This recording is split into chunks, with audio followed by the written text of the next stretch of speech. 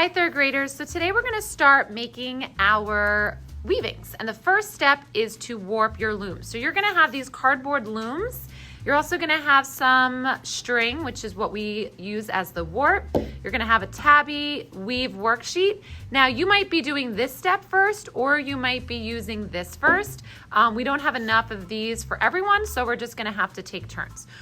I'm going to first show you how we warp our loom, and then I'll show you the next few steps. So these are called notches. You are going to want to take your scissors and you're going to want to cut them in half like I just did. So you're going to take your scissors, make sure you get as close to the middle, take your time on this step as you can.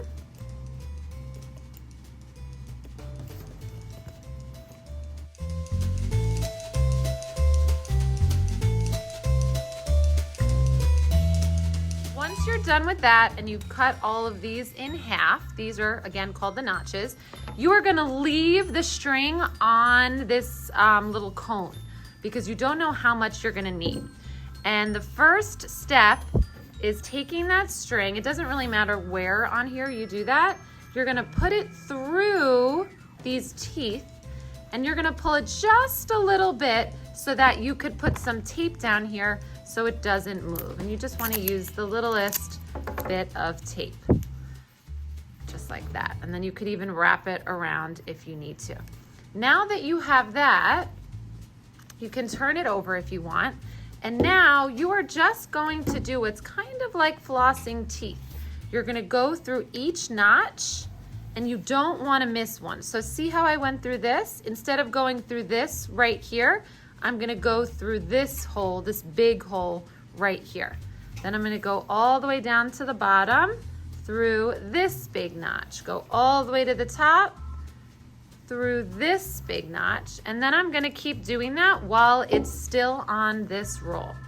And now you don't want to miss a notch or you're going to have to do the whole thing over again. So I go up, go through the teeth, go through the bottom one, and I'm gonna keep doing that.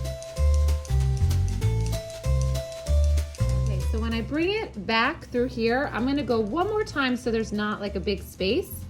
Then I'm gonna go through that last notch and I'm gonna flip it over. Then I'm going to trim it, not too much. And now you are going to need to tape. Make sure it goes through the notch. Tape it right over here. Now I'm gonna slide it over with my fingers a little bit so that I could get this taped down.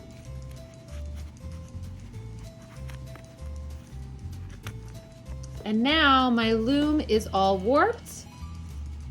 I can take a marker and just write my name somewhere on it. So I'm gonna turn my push this down with my fingers.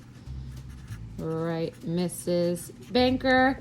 And now I will be ready for planning out my tabby weave, or maybe you already did. Now, when you're planning out your tabby weave, make sure you write your name and your art code, whatever that might be. Now, there's really, this is really simple. You're just gonna be doing a design with like rectangles, basically. It's strips of color and you're gonna rotate your colors. So you might decide to choose your two favorite colors. You might wanna use complementary colors like orange and blue, yellow and purple, green and red. That's up to you. Or you might just wanna use your favorite colors. So some people also can use colors of a flag of maybe where their family comes from. That's up to you. So I have about every color you can imagine in yarn. So just think about colors that you like. So I think I might start out doing one with some yellows and greens. And this is a very simple tabby weave. So I'm just gonna color like horizontal blocks. If you want it to be a lot of yarn, you wanna make your color thicker, but you can have some areas be thick. And then let's say this is gonna be like the color of the yarn. So then my yellow yarn, I would only do a little bit. And then my green might be thicker again. So that's how you can make your design more interesting because we can only do these rectangular blocks but you could change up how much yarn you use for those blocks.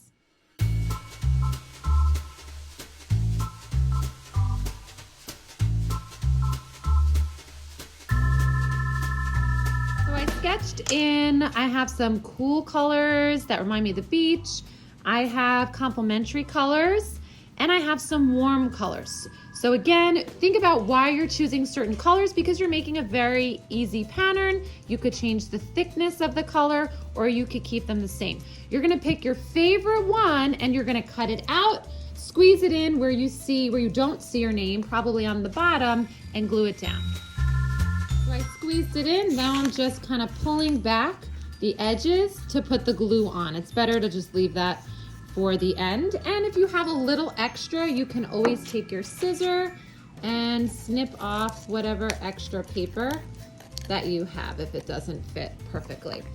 Once you're all done, you'll put your glue stick back. You will save these designs, put them in your folder, and you will be ready to start weaving.